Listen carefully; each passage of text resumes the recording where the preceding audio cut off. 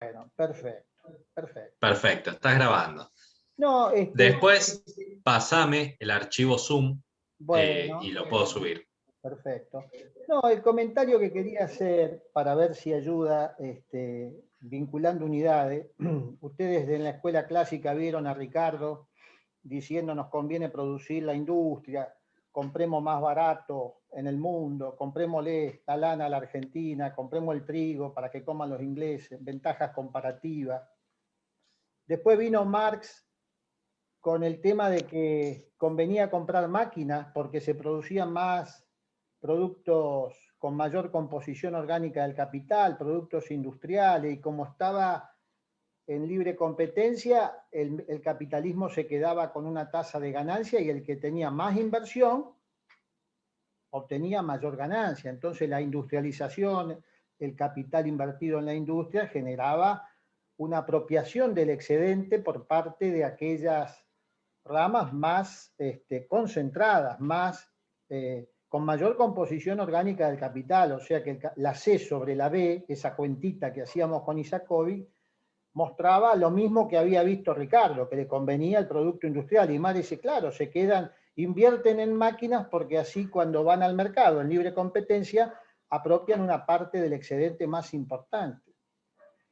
Frondizi y antes Previtz, diciendo, sin querer cambiar el sistema para pasar del capitalismo al socialismo, dijeron, sí, tiene razón, la verdad que nos pagan poco las vacas, poco el trigo, poco el maíz, en aquel momento no había soja, pero sí había estos otros. Cada vez tenemos que hacer más trigo, más soja, más maíz o más vaca para comprar el tractor, porque lo compramos.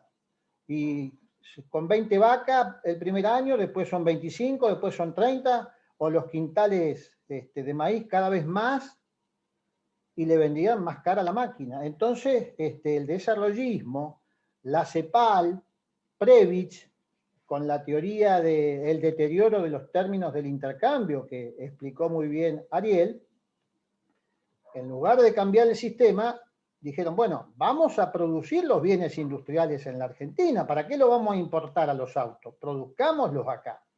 O sea que, fíjense que Ricardo, Mar, salvando las distancias en cuanto a su nivel mundial intelectual, Previt, Frondizi, apuntan de alguna manera a que esa industrialización genera mayores ingresos. Y como ustedes estudiaron la balanza de pago, por un lado, les veían claro que vendíamos, cada vez teníamos que vender más maíz y más trigo y más vaca para comprar autos y comprar. Ahora también saben ustedes que si una empresa, la Ford o la Chevrolet, invierte en el país, muy bien, por un lado vamos a producir en el país, pero es un factor de producción el capital. Y si es extranjero, se va a querer llevar el excedente que produzca por la venta de los autos, y entonces eso también va a ser salida de dólares por patente, como explicó Ariel, o por simple factor de producción capital que quiere mandar sus excedentes al país de donde son originarios, de donde es su casa central. Para eso estudiaron ustedes Producto Bruto Nacional. La empresa norteamericana que invierte en la Argentina, si manda los dólares porque quiere que esos dólares engrosen el Producto Bruto Nacional norteamericano, porque quiere que se gasten allá y los manda por la balanza de pago. Y ahí se necesitan dólares. Fíjense que el fenómeno de la industrialización puede ser tomado por Ricardo en Inglaterra para confrontar con el campo, puede ser tomado por Mar para decir, claro, está la composición orgánica, se quedan con mayor ganancia, se apropian del excedente, las ramas más concentradas, o puede ser tomada por Previch, podemos nosotros hacer toda la sustitución de importaciones que estuvieron estudiando en la Primera Guerra Mundial, la Segunda Guerra Mundial. Puede Previch decir, hagamos, o Frondizi con el desarrollismo, hagamos en la Argentina la producción industrial, pero como bien explicó Ariel, si tenemos que comprarlos porque no tenemos industria pesada, también tenemos que aumentar las importaciones porque no estamos produciendo todo lo que necesitamos. Y encima, cuando vendemos los autos, si hay ganancia y tiene que ir afuera, también necesitamos los dólares para que los señores que han hecho la inversión la puedan mandar. Por eso esa restricción de dólares es el tema que nos va afectando, y encima al día de hoy, donde ya el que toma la ganancia y con la concentración que ha habido, con la distribución del ingreso, la economía en negro y la fuga de capitales, bueno, directamente los dólares se van a veces porque están en negro y se van a las guaridas fiscales, y por eso el titular del sábado, los países, Europa, Estados Unidos,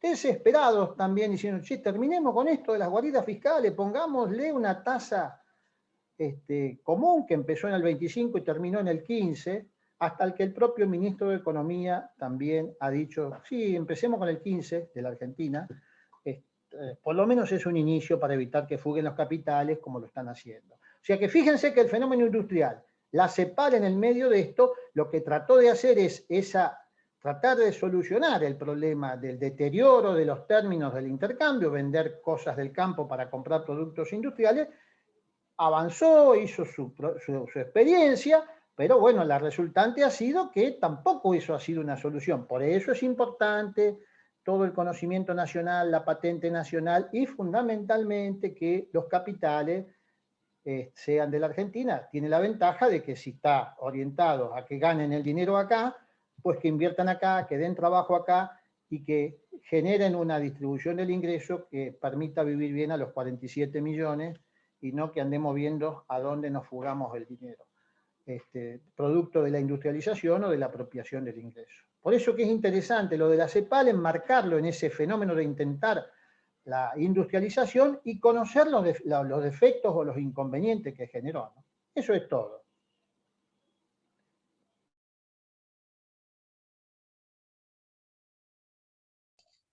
Cuando no se quiere desmutear. Bueno, este es el espacio que habíamos acordado para hacer clase de consulta. Si es que hay alguna consulta que haya quedado pendiente entre todas las clases que dimos. Así que este es el momento que ustedes participan y nosotros escuchamos y después contestamos.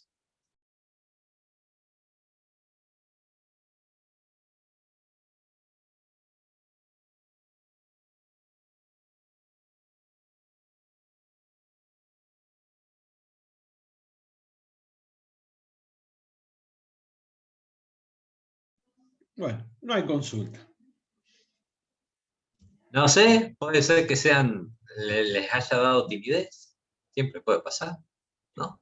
Es como, tengo una consulta, pero no me animo. No.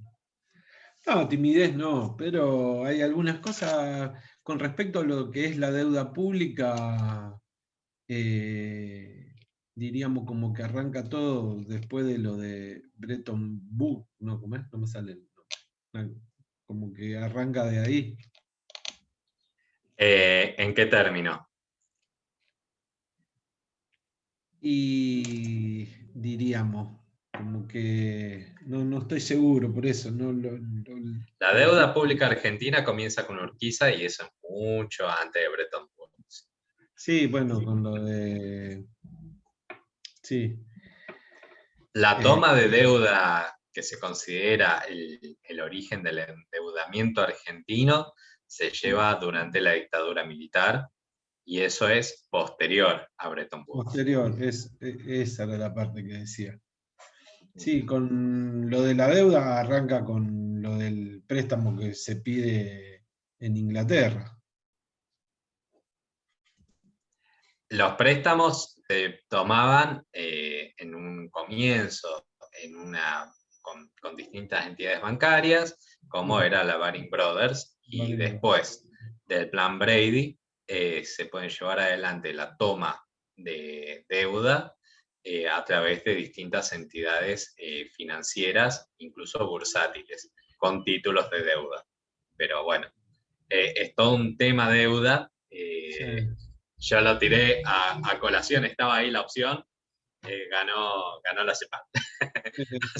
Y con lo del plan Brady es que, bueno, fue una cosita así como para ver si estoy bien orientado. Lo del plan Brady fue parte de las privatizaciones que se hizo ¿no? Que no se podían descontar con la deuda, descontaban con las privatizaciones. Sí, o sea, dentro de lo que sería el marco de la reforma del Estado, la toma de lo que establecieron las privatizaciones es que un porcentaje del valor de las empresas se iba a tomar al valor nominal de los títulos de deuda emitidos por la Argentina. ¿Bien? Sí, sí. Valor nominal no quiere decir valor real de títulos de deuda argentina. Sí, sí. El plan Brady fue un plan organizado, pensado e implementado por lo que es la Reserva Federal de los Estados Unidos frente a un posible default general de todos los países tomadores de deuda. Claro, Antes del porque plan Brady, los bancos sería como que ellos sacan ese plan, onda como por miedo para que no quiebren los bancos. bueno, antes del plan Brady, los acreedores, o sea, los que tenían la creencia de los títulos de deuda estatales o de distintos estados-nación, solamente podían ser ciertas entidades bancarias habilitadas para ello. ¿Bien? O organizaciones internacionales que tenían dentro de su estatuto como objeto la implementación de distintos créditos para el desarrollo, fomento o lo que fuese. Luego del plan Brady, los títulos de deuda van a pasar a ser títulos negociables. Y esos títulos negociables van a poder ser comprados y vendidos en mercados secundarios, en los cuales una persona humana puede adquirir esos títulos de deuda como si fuese una empresa. Esos títulos de deuda tienen un valor nominal, que es lo que dice el título cuánto vale, y un valor real, que es el valor al cual se adquiere o se vende ese título dentro de lo que sería la negociación bursátil. ¿Cuál fue el objetivo del plan Brady? Bueno, permitir a los bancos que eran los acreedores, o sea, los que tenían la deuda de ciertos países que sabían que no podían pagarla o que iban a tener dificultades reales para poder cumplir con sus obligaciones internacionales o obligaciones asumidas, vender esos créditos malos, liberándose de la responsabilidad y no teniendo pérdida. ¿Bien? ¿Cuál fue el enganche o la forma? Porque recordemos que los estados soberanos, para que se haga un canje de deuda, tiene que poner la firma ese estado soberano, tiene que habilitarlo, tiene que aceptarlo, por los distintos mecanismos que cada una de las constituciones así establezca. ¿Qué fue lo que dijeron? Bueno, te sacamos una parte del capital, y con eso, bueno, consiguieron que la gran mayoría de los países endeudados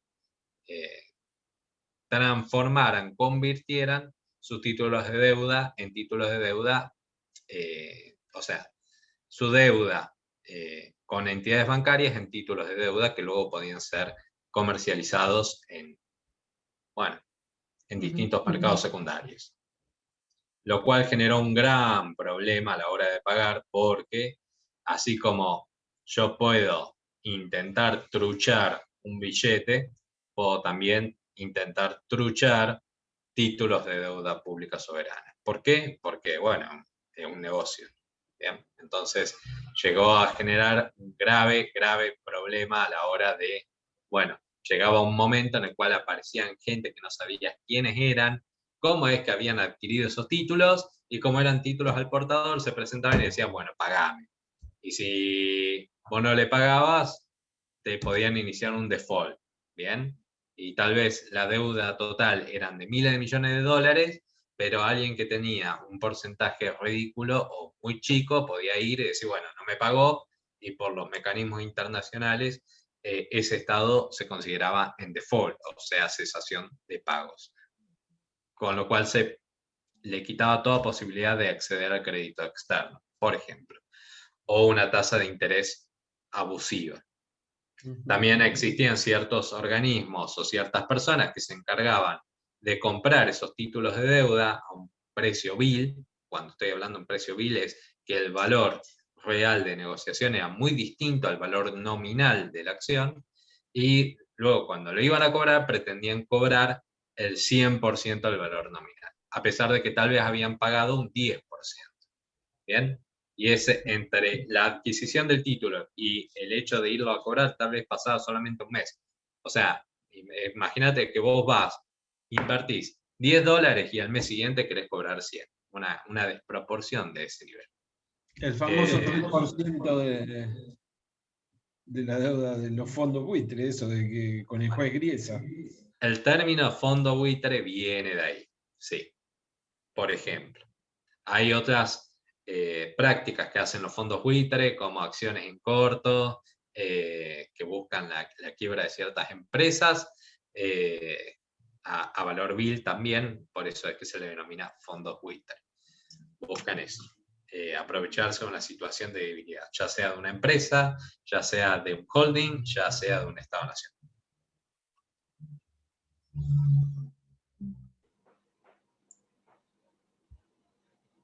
Deuda pública está claro que es la deuda que asume el Estado Nacional en distintas etapas, por distintos medios. El plan Brady fue una de las soluciones, entre comillas, allá por el año 90, 91, 92. Y siempre juega una cotización de la deuda que está en el mercado secundario, que se llama, que no es el país dando el crédito, sino a cuánto se vende esa deuda. La Argentina dice que va a pagar 100 pesos en el año, o $100 en el año 2025. ¿A cuánto venden $100 de la Argentina hoy en el mercado? $30, $25, $40. Lo cobra ahora. Y después cobra $100 en el año 25, faltan 4 años. O sea que va a cobrar bastante más, pero me tenés que dar los 30.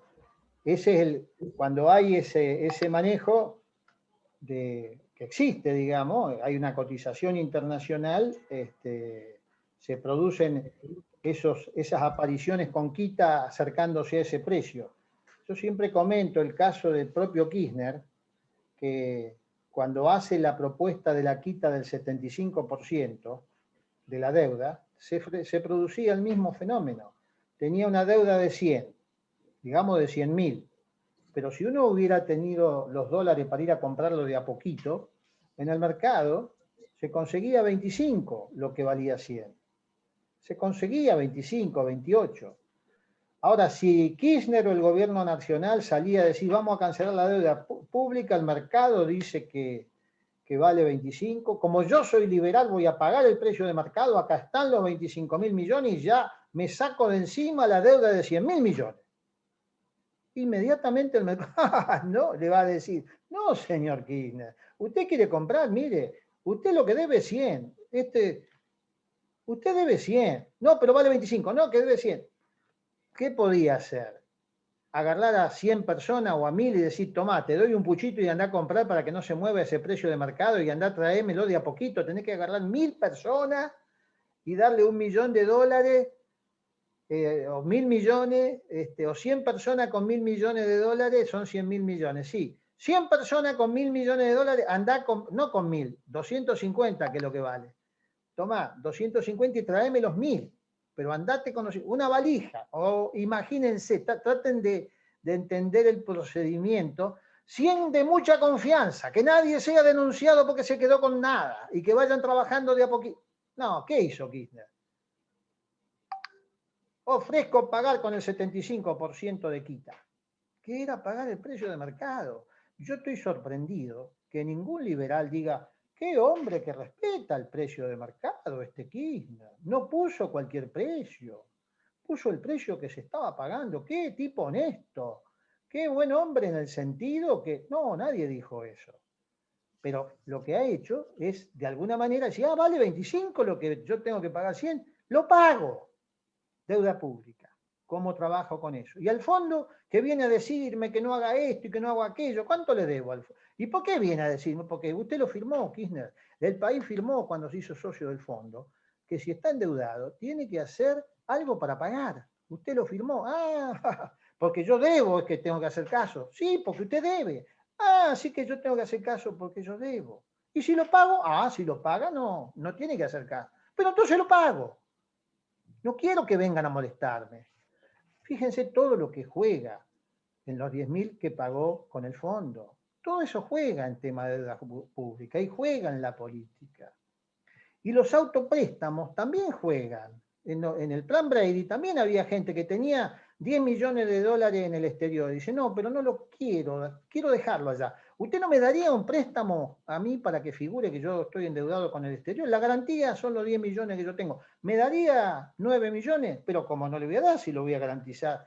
Y cuando está el argentino endeudado en dólares, y cuando ve que va a haber una franquicia, que va a haber una quita, que le van a comprar los seguros, y dice, yo tengo, yo estoy adeudando, acá debo 9 millones, mire, bueno, tenemos que solucionar el problema, pero resulta que es un autopréstamo. Se trajo su plata como préstamo y tenemos que ver cómo hacemos para solucionarle el problema al señor. Todo eso pasa. Todo eso está en la deuda pública. Todo eso genera las broncas y las cosas que en algún momento tendremos que solucionar. Deuda pública. Sí, y eso es lo de menos. No mencionemos a México, que perdió 1/3 de su territorio por un mexicano que decidió prestarle al gobierno mexicano y como no le pagaban el 100%, cambió su ciudadanía a ciudadano norteamericano y dijo a los Estados Unidos, si ustedes vienen y me defienden los intereses, entrego la mitad del país. Y eso hizo. Es muy interesante. Disculpe. Sí. ¿Hace mucho que pasó eso, que el mexicano hizo eso? Bueno, si yo te menciono Texas, ¿te suena? Texas, sí. Era de México antes, claro, es verdad. California. También. De hecho, cuando se hizo la película, la serie del zorro, era México, California. En esa época. Eso, no sé si era en Florida, no me acuerdo. Los Ángeles. En esa época era México.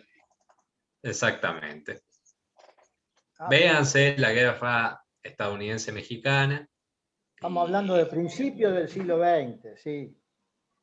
Claro. La deuda como instrumento de dominación, por eso es que Julio Gambina también lo toma dentro de sus escritos, obedece a una cuestión imperialista. Pérdida de territorio, por ejemplo, sin ir más lejos, me estoy acordando del incidente que tuvo Venezuela con Italia y Alemania, cuando estas dos potencias internacionales fueron con su marina y atacaron lo que sería Caracas, que es la capital, la aduana, ahí está. Atacaron a la aduana y se quedaron con todo lo que salía de esa aduana, diciendo que en verdad estaban ahí cobrando los intereses de una deuda no pagada. ¿Bien? Y bombardearon Italia más que Alemania. Y de ahí vino la doctrina Drago, con Carlos Calvo, que bueno, fue uno de los precursores de lo que sería la política internacional. Así que bueno, nada, la deuda es una cuestión cotidiana, se podría decir, en lo que sería conflictos internacionales. Y ahora estamos negociando, intentando negociar los 45.000 millones que nos dieron desde el 2018 y 2019, absolutamente innecesaria, sin ninguna obra que respalde esos dólares y habiéndose fugado esos dólares del país. Y lo estamos debiendo los 47 millones de argentinos. O sea que debemos $1.000 por habitante, más o menos. Un poquito menos de a una tasa sin sentido, primero, y segundo, a ver, ahí entramos dentro de lo que sería la discusión entre deuda legítima o ilegítima. ¿Qué se entiende por deuda legítima y qué se entiende por deuda ilegítima? Para eso les recomendaría, por favor, que vean los avances dentro de lo que sería Naciones Unidas en las sesiones que se llevaron adelante en el año 2014, a pedido de la misma Argentina, para empezar a analizar cuáles son los roles que tienen los países no tomadores, sino emisores de deuda, o sea, los que emiten ese capital, y de las entidades financieras que se encargan de financiar ciertas prácticas que luego vienen en detrimento de la mayoría de la población de estos países tomadores de deuda. En fin, deuda es un tema apasionante. Como les dije, mis dos trabajos, el trabajo de adscripción y el trabajo con el cual terminé la carrera, obedecen a la cuestión de deuda, pero bueno, una vez más. Ustedes escucharán. Basta. Ustedes escucharán. Hablando de deuda, yo nunca entendí por qué Macri salió a pedir tantos créditos si no eran necesarios. No, no eran necesarios, pero él manifestaba. La pregunta. Por un lado, déjame explicarle una cosa, Ariel. Por un lado, necesitaba traer los dólares para fugarlos. Esa es la explicación básica. Si no entraban los dólares, no había dólares para llevar afuera. Esa es la defensa básica real de por qué se endeudó. ¿Qué es lo que dicen? Que no quería imprimir pesos y entonces prefería endeudarse para no generar inflación, que generó mucho más inflación igualmente.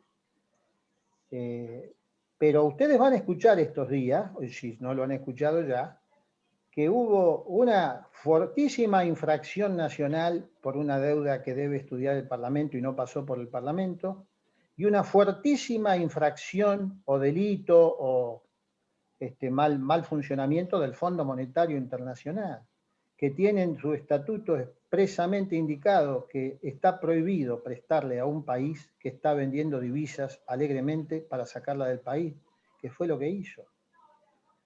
El gobierno del año 18 y 19. ¿Y por qué le pidió al fondo? En el año 16 y 17 salió Macri a decir, miren, nosotros somos un país, y están los papeles de los ministros de Economía, salimos a pedir préstamo porque no tenemos deuda, tenemos una deuda muy pequeña con respecto al Producto Bruto Interno, no estamos endeudados como Argentina. Era un elogio indudable al gobierno que acababa de terminar de Cristina Fernández de Kirchner, que había acabado con la deuda. No lo dicen diciendo vamos a elogiar al gobierno de Cristina, pero salieron a pedir préstamo y el mundo le dio por la ventaja enorme con que había quedado el gobierno de Macri al inicio respecto a la posibilidad de pedir crédito. Y el mundo le dio muchos créditos en el año 2016 y en el año 2017. Llegado enero del 18, el mundo le dijo, pero viejo, acá no se te puede prestar más, ya no podés sacar más, ya sacaste todo lo que podías, ¿qué estás haciendo con la plata? Entonces apareció el Fondo Monetario Internacional, el mundo no puso más dólares, pero los puso todo el fondo en el año 2018 y en el año 2019. Porque además, atrás de la deuda, viene siempre la posibilidad de que pague con una isla, como le han pedido a Grecia, que pague con agua, que pague con alguna reserva. Un territorio, como mencionaba Ariel en el inicio del siglo XX. O sea, bueno, eso que no necesita fue a mano militar. Es una estrategia que siempre hay que estar a la vista, y el pueblo argentino y el ciudadano tiene que preguntarse, ¿para qué va a traer los dólares? ¿Para qué necesitamos traer los dólares? ¿Qué vamos a comprar con los dólares? ¿Qué necesitamos hacer con esos dólares? Porque si no, hay que tener mucha sospecha de que estamos ante una nueva trampa.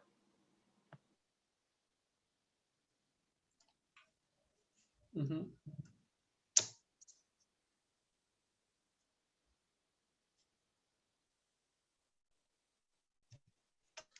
Bueno. ¿Y eso, ahora cómo quedó lo de la deuda? ¿Argentina lo puede pagar? Hay un plazo que se ha dado de 60 días para el Club de París, que también tiene que hacer su negociación. Está viajando el presidente para llevarla adelante ahí también, pero las dos deudas tienen que buscarse de qué manera se van a solucionar. Pero la firmeza de la Argentina está dado en las infracciones que se produjeron, con hincapié principal en el mostrador de enfrente. El fondo, por eso es que está diciendo, el fondo no da más de 10 años, le están pidiendo 20. ¿Y por qué 20? Porque así como hiciste mal lo que hiciste, ahora tenés que dar una solución. No nos metás la mano en el bolsillo por 20 años, que nosotros tenemos muchas cosas que hacer en el país. Esa es la discusión hoy. Después están otras posiciones, de decir, desconozcámosla, hay otras posturas, pero en la negociación, que es donde está metido el gobierno actual, la postura es firme en el sentido de decir, no me aprietes porque vos actuaste mal. Nosotros tenemos problemas de cómo actuamos los argentinos, porque se fugaron unos pocos vivos y tenemos que pagarlo en 40. Pero vos actuaste mal también. Entonces no me aprietes porque no tenés derecho, no tenés el aval, porque no hiciste las cosas como corresponde. Has cometido, de hecho se han ido todos los funcionarios del fondo que dieron esos créditos. Sí, la francesa esta, ¿cómo se llamaba? ¿Cómo? Había una francesa que se fue también, que era la secretaria, que no me acuerdo el nombre. Sí, Christine Lagarde. Lagarde, exactamente. Lagarde. Ahora, que ella lo defendía a Macri, la mujer esta. Sí, como decía Hernán. Esta consecuencia de esta entrega de deuda mal hecha al fondo, ¿en qué lo diríamos con respecto a la deuda, a nosotros? ¿En qué nos beneficiaría? ¿Qué cosa vos decís? Que ellos hayan hecho mal. A nivel negociación, por ejemplo, ¿en qué a nivel negociación o si podría quedar nulo o algo, no sé, qué consecuencia podría traer esta mala entrega de dinero? Y bueno, eso es un tema opinable, pero digamos, la firmeza nunca es una nunca es una mala compañía, la firmeza en la defensa. ¿Hasta dónde van a llegar? ¿Cómo van a negociar? Eso, la verdad que es todo un tema.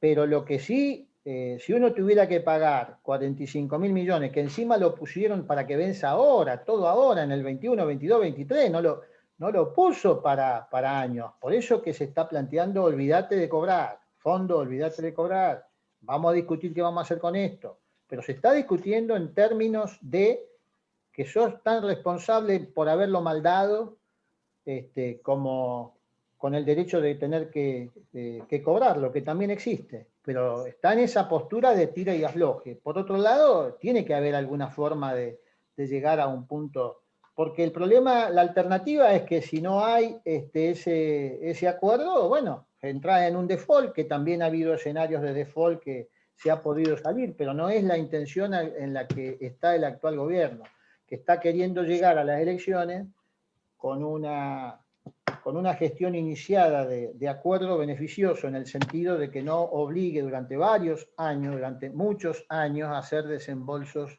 importantes al país, que pueda rehacer su estructura productiva y que pueda pagar lo que tenga que pagar con el producto de excedente después de haber satisfecho las enormes cantidades de necesidades que están en el país. Por supuesto que van a escuchar otra campana. ¿Cómo puede ser que no honremos la deuda? La deuda hay que honrarla. Cuando uno se endeuda hay que pagarla. Y cuando uno le dice, bueno, ¿en qué invertiste la deuda? Porque la sacaste vos esta deuda. ¿En qué invertiste? ¿Por qué dejaste que se lleve la deuda? Porque estamos en un mundo libre, cada uno hace lo... Pero te está fugando la deuda y nos está dejando a nosotros con los millones y te llevas la plata a los paraísos fiscales. Esa discusión se va a dar, porque para eso tendremos elecciones. Claro, porque hubiese usado por lo menos esa plata para generar fuentes de trabajo, fábricas, industria, para que la gente trabaje y después exportar, y con esa fábrica exportar, y con el dinero de las exportaciones pagar la deuda, con los intereses, y te quedás con la fábrica y las empresas, y recuperaste la plata con la exportación y quedaste como fuente de trabajo para millones de personas. Eso hubiese sido lo ideal, no que se raje con toda la plata. Exactamente. Fíjate que nosotros... Perdón, yo... Sí. O sea, la plata se va a fugar porque hay empresas que querían esa plata para fugarla e invertirla, como habíamos hablado, en las casas. O sea, si no se daba eso, ¿las empresas nos podían hacer algo a nosotros por no darle esos dólares? No, si tiene sobrantes en pesos, porque los dólares los compraban con pesos. Cuando venían acá les daban... Cuando dieron la libertad de comprar 2 millones, 3 o ilimitadamente la cantidad de dólares que quisiera, ahora son 200 por mes, pero en su momento era ilimitado, vos podías llevar. Entonces, si vos tenés necesidad de comprar dólares, tenés que tener un gobierno que te traiga los dólares. ¿Te puedo hacer un paréntesis? Sí. Hay ciertas cuestiones que hay que tener presente, ¿sí? Todos los estados en principio son estados soberanos. Por consiguiente, tienen la soberanía suficiente como para poder establecer las políticas económicas sociales que consideren pertinente para el bienestar de su población. Recordemos que la principal razón de la existencia del Estado es el bienestar de la población en la cual habita ese mismo Estado. ¿Bien? Eso fue lo que se estableció en distintas convenciones y acuerdos, como por ejemplo en Naciones Unidas. Ahora, hay ciertos intereses, y acá una vez más lo hemos tratado varias veces, intereses a la hora de apropiarse del ingreso. Una de las formas que tienen las empresas transnacionales, y esto lo relacionamos con el texto de Lenin, por ejemplo, o los fenómenos que se dieron a partir del desarrollismo, y especialmente en el aperturismo, hay ciertas empresas de carácter transnacional que lo que buscan es obtener una ganancia a través de una actividad económica dada y luego remitir esas utilidades. Ya no más a su casa central, puede ser que sea un paraíso fiscal. Por eso es que hay tanta desigualdad a la hora de ver quiénes son las grandes fortunas y cómo se distribuye el resto del ingreso en el resto de la población. Dicho esto, si vos querés verlo desde pueden hacer algo, siempre pueden hacer algo, porque es una relación de fuerza. Las relaciones económicas son relaciones de fuerza. Así que si es legítimo o no es legítimo es otra cuestión. Lo importante es poder establecer y regular cómo es que se van a llevar adelante los empréstitos públicos, cuáles son los requisitos que se tienen que establecer y cuáles son las funciones que tienen que cumplir los mismos. Bien, lo que establece la legitimidad o ilegitimidad de una deuda, como ya dije anteriormente, si va a ser pública, tiene que dar en principio algún beneficio. Entonces, ¿cuándo se puede entender? Y esto no lo digo yo, lo dicen distintos fallos que han salido a nivel internacional a la hora de determinar si una deuda es legítima o no. Hay varios casos, varias situaciones en las cuales se ha tildado de ilegítima una deuda pública. Cuestiones que van desde antiguas deudas coloniales hasta, por ejemplo, la deuda del Estado de Irak, que fue tomada hasta el 2001, a pedido del mismo Estados Unidos, solicitando de que la deuda pública del Estado de Irak sea considerada ilegítima. Cuestiones de ese estilo, de ese carácter, se van a ver dentro de la jurisprudencia internacional. Entonces, es un tema muy amplio y como no hay una sola voz cantante, y hay obviamente muchos intereses de por medio, nos vamos a encontrar con opiniones muy disímiles. Sin embargo, dependerá de cuál sea el criterio que se quiera tomar o donde uno se quiera plantar, ¿sí? Los capitales internacionales siempre van a buscar la libre circulación de ellos mismos por una cuestión de que es la forma que tienen para poder fugar esas ganancias que generaron, tal vez legítimamente dentro del Estado, dentro de un Estado. Pero a la hora de fugar esas divisas, lo que terminamos generando es una deuda en moneda, divisas internacionales que no se producen en el país. Y la ganancia que obtuvieron fue por la participación dentro del mercado interno con moneda que sí es local. Por eso es que el profesor Josami les hace referencia sobre la libertad que existe para poder convertir la moneda de circulación legal, como sería el peso en el caso de la Argentina, a una divisa internacional, como sería el dólar. ¿Bien? Los problemas que eso conlleva y las facilidades que da para la fuga de divisas o fuga de capitales. Bien. Pero también te encontrás con una disyuntiva ahí de que, yo lo veo que es muy probable de que esté equivocado, ¿no? Con la disyuntiva de que sí vengan y después no se puede ir. ¿Cómo negociás eso? Bueno, eso se denomina capital de riesgo. Por eso tiene ese nombre. Y los que invierten saben que puede pasar. O Bueno, sea, pero no, a ver lo que si no entiendo, piensen en ingenuidades. lo que dice Y los Fernando. que prestan, Termina. termino con esto, y los que prestan dinero también saben quiénes les puede pagar y quiénes no. También para tener en consideración la cuestión de la tasa de interés. Claro. Ahora sí, Alberto. Lo que decía Fernando, cuando vos decís, si no se van a poder ir, no van a venir, ¿a eso te referís? Claro, supongamos hoy a nosotros nos gustaría de que los dólares que no ingresen solo a lo mejor por la soja, que sería lo que más empuja, diríamos, al país. Hoy por hoy, que vengan dólares de afuera, más que sería eso, y diríamos, que venga capitales a poner una fábrica, qué sé yo, de camioneta, de auto, de máquina, o una producción de alimentos.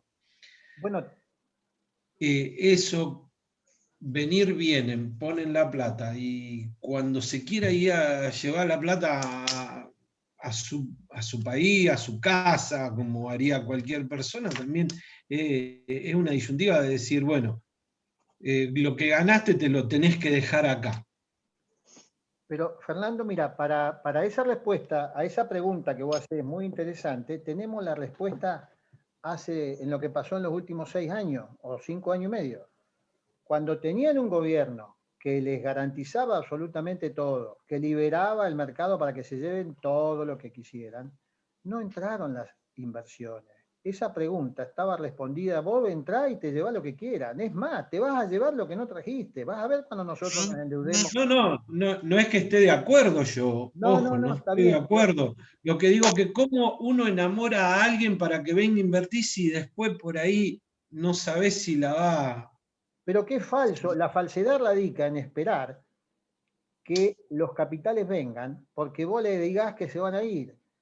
No, porque se van a ir cuando quieran. Esa no es una puerta de entrada de los capitales, y está demostrado que cuando tenían esa puerta abierta, 2016 estaba abierta, 2017 estaba abierta, Sí, 2018 no vinieron. estaba abierta, No 2019 llegó la lluvia de inversiones. y no llegó. Entonces, si vos decís que haces algo para que entre y la puerta está abierta y no entra, tenés que decir, ¿qué pasa acá? O sea que esa no es la puerta abierta, es falso que es la puerta abierta. La puerta que están buscando hoy con la financiarización, los que están adentro, es de qué manera se llevan el dinero afuera, y para eso han instrumentado que el gobierno se endeude para que la plata esté para poder sacarla. Y la plata está en cabeza de pocas personas y afuera en algún paraíso fiscal en el mundo. Entonces, digamos, cuando uno dice, tenemos que lograr invertir, por supuesto que tenemos que lograr invertir. Y, por ejemplo, acá se han cobrado el impuesto a las grandes fortunas, se ha sacado 200 millones de pesos, 200.000 millones, y se le ha dado a la gente 400 y pico mil millones. Se le ha puesto en el bolsillo de la gente, con lo cual el déficit fiscal aumentó mucho menos que si no hubieran puesto esa plata los que la pusieron. Y ese es un camino, eso es una vía que inclusive lo están pidiendo los más ricos conscientes, porque hay ricos conscientes y ricos inconscientes. Los más ricos conscientes en el mundo están diciendo, cóbrennos a nosotros. Y los más ricos conscientes en el mundo están diciendo, acabemos con las guaridas fiscales. No puede ser que se escapen del mundo como se están escapando. Pero nosotros tenemos ricos inconscientes que están diciendo, los impuestos que nos cobran. Tenemos de todo. Pero la inversión no la está trayendo la inversión extranjera. La inversión hay que generarla internamente. ¿Cómo? Por ejemplo, lo que decía Hernán ahí, las casas que podemos hacer, las casas que se necesitan, la gente que no tiene vivienda, el desarrollo del producto que haría solamente hacer vivienda. Sería un crecimiento enorme del Producto Bruto Interno, con todos elementos que no necesitamos importar, que los tenemos todo acá.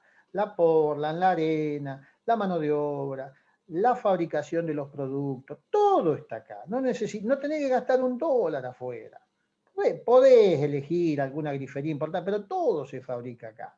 y eso te generaría un crecimiento con distribución en beneficio de la gente, en lugar de andar gastando a ver cómo perseguir a los que están delinquiendo porque el sistema no le está dando solución. Son decisiones de cómo orientar una vida más satisfactoria para todos, ¿no? Encima, vuelvo a reiterar, si yo viera que la puerta está abierta, no, si entró un montón de plata cuando estaba la puerta abierta que se podían ir, no entró nada. Entonces, ¿qué vamos a...? Lo que sí salió mucha, entre paréntesis los 45 millones, que estamos hablándolo ahora, de plata que no vimos. Yo siempre digo, un tren a Buenos Aires, que nos ponga en Buenos Aires en media hora, que vaya a 600 kilómetros por hora, eso podríamos haber hecho 5 trenes de eso, no hagamos 5, hagamos 1. Pero, ¿saben lo que significa a nivel de contaminación disminuida, de cantidad de camiones, de las horas y 2 o 3 horas que demoran, 5 horas en ómnibus, 1 hora y media en avión? La producción del Hora. norte, Hay la gente que producción no va a del norte. aplaudir, los camioneros de Moyano no van a aplaudir, porque ellos ganan con los camiones. Pero para que entren los camiones hubo que eliminar el ferrocarril, eso se encargó Menem, porque tenía que venir todo el desarrollo de los camiones, de la industria del pavimento, de los peajes, de otra forma de contaminar el ambiente. Pero si nosotros nos vamos a endeudar, veamos qué nos va a quedar, lo que decía Hernán, ¿qué nos va a quedar para endeudarnos? No endeudarnos porque después vemos cómo lo pagamos, que es la situación que estamos ahora. No, realmente no tiene ninguna racionalidad. Quería agregar algo, que esto de contexto histórico. Mi tía tenía una empresa de camiones, muy conocido acá en Rosario, de San Lorenzo, son de los transportes Andriani de camiones. Y cuando fue lo de Menem, que puso los camiones y todo eso, los que tenían empresa de camiones no los benefició para nada tampoco. ¿Por qué? Porque pusieron un impuesto sindical, lo que contaba mi tía, que antes no lo tenían, y si ellos no pagaban el impuesto sindical todos los meses, que era un impuesto altísimo, que le tenían que pagar a Moyano, venían la gente de Moyano y te mandaba matones a la empresa. Eso es lo que contaba mi tía, y te amenazaban de muerte, te rompían los camiones, no te dejaban trabajar, te apretaban, y vos le tenías que pagar todos los meses el impuesto sindical. Y era un impuesto que era para el dinero de Moyano. Y con ese impuesto era muy alto y empezó a perjudicar a muchas empresas de camiones. Sí, todas esas cosas, por supuesto que son delictivas, que no. Pero indudablemente que, no sé la de tu tía, pero hubo un desarrollo importante, automotriz, de peajes, se quedaron con los peajes también y de camiones, y todo se empezó a transportar en camión.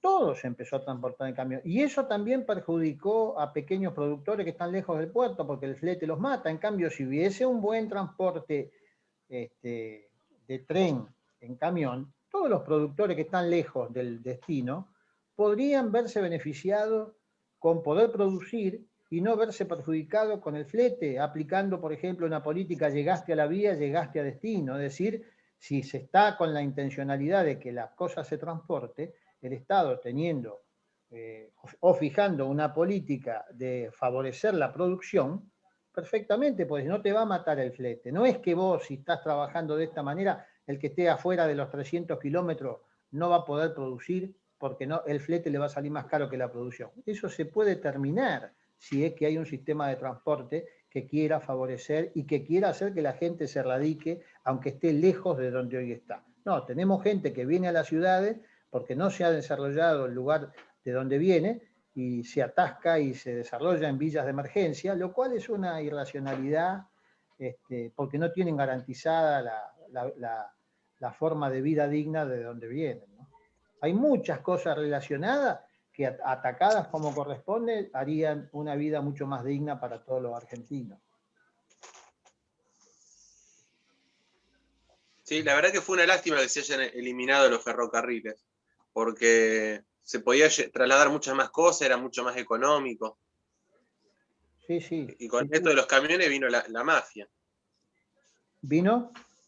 vino la mafia esta de Moyano, sí, que cómo sí, puede sí, ser sí. poner un impuesto sindical y si te atrasás 2 meses no te dejan circular los camiones, te vienen a apretar a la empresa, ¿qué es eso? Sí, eso se puede combatir si hay una justicia que actúe, pero esencialmente no tiene lógica trasladar con un motor echando gasoil y hacer 150 motores funcionando, lo que puede trasladarse con una sola locomotora y 150 vagones. No tiene sentido contaminar el ambiente con 150 motores cuando puede hacerse con un solo motor.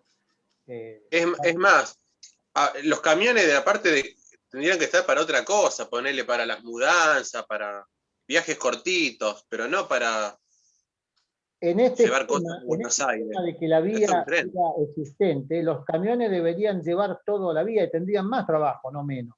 Tendrían los trabajos de corto aliento para llevar la producción a la vía, que no es poco Claro. trabajo, es mucho trabajo. Pero, digamos, tendría la lógica de dar una respuesta al tema ecológico, que también hay que ponerlo sobre la mesa, ¿no es cierto? Son muchos los temas. Pero bueno, lo interesante es poder conversarlo, ver las opciones que hay sobre la mesa, entenderlas. Ese era un poco el objetivo de poder llegar a conversar la realidad nacional con esto sobre la base de un conocimiento que esperamos que hayan podido adquirir por lo menos en parte en el desarrollo de esta materia que está terminando hoy, ¿no?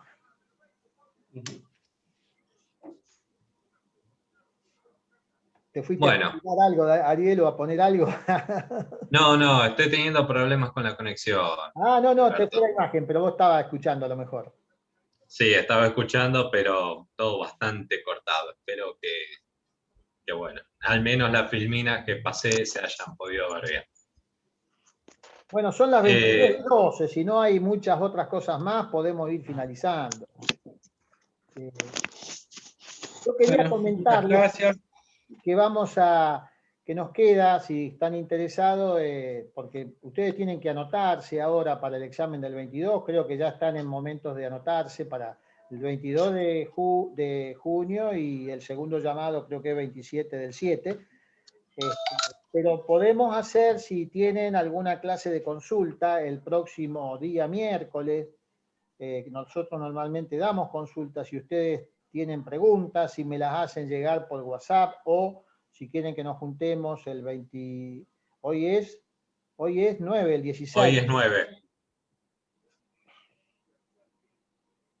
El 16, no sé a qué hora les parece bien, si mantenemos... Bueno, haz una cosa, Alberto, porque solamente hay 3 chicos acá. Proponelo en el grupo de WhatsApp y que te vayan contestando. Obviamente, un miércoles. Sí, como les venga mejor, alguna... pero podemos dejar las 20:30, podemos ir a las 19, no sé. Quizá pueda llegar la encuesta antes y también podemos conversar eso. Más las preguntas que tengan. En realidad son las preguntas que quieran evacuar ustedes en virtud de que van a rendir el 22, ¿no es cierto? También es cierto que puede ser que ellos no estén muy al día con el estudio, por eso déjalo que ellos decidan. En todo caso, la propuesta está en la mesa para una clase de consulta. Estaría bueno, lo que yo veo en mi experiencia como estudiante, ¿no? Estaría bueno hacer, por ejemplo, si el examen va a ser el 22, bien cerca del examen, tipo 19, 20, ¿por qué? Porque a los estudiantes, a mí por lo menos, no sé si a los demás le pasa, Es sábado y grandes domingo. dudas te surgen cuando te agarran los nervios que se viene el examen, por más que hayas estudiado mucho, ahí es donde te empezás a dar cuenta acerca del examen, las cosas que te parecías que entendías y no. Ajá. Bueno, de todas maneras, un sábado o un domingo Se pone no es ansioso y te posible. empezás a dar cuenta en qué es lo que te falta. Un sábado o domingo no va a ser posible, va a tener que ser un día hábil. Claro, el 22 Por eso. El 22 Alberto, es martes. es martes, perdón, el 22 es martes. Y el lunes es muy lunes, Muy pronto, muy claro. próximo. no, tendría que ser la semana anterior. Viernes Pero bueno, 18, una cosa así. propongan, o al menos, Alberto, lo que podés decir es, queremos hacer una clase de consulta, puede ser el lunes 14 o el miércoles 16. Y Ahí que ya se la vote. respuesta es el 16 clavada. No sé, que se vote, Bueno, que 16, los no sé, compañeros Alexander. puedan decidir. Sí, el 16. Y ya No, está. el 16 está bien. El 16 está. El 17 es feriado, está marcado feriado. Pero bueno, ya veremos. Pero estamos dispuestos a darles la mano que necesiten para que puedan terminar bien el cursado y la aprobación de la materia, ¿no?